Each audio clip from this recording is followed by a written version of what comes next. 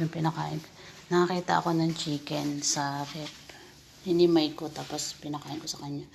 Mukhang gutom na gutom siya. Buti naman yung tiyan niya nakaano na. Hindi kaya matagal na siya rito.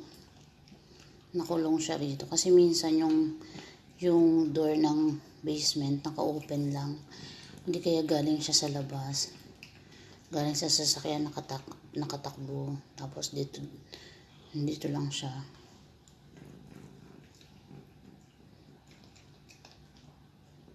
Pero for sure, dudumi to.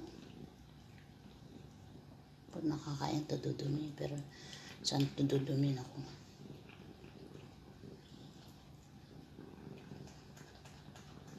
Grabe ang gutom niya. Alaga to, tingnan mo, nakatrim yun. Bundot na bundot pa lang, social na eh.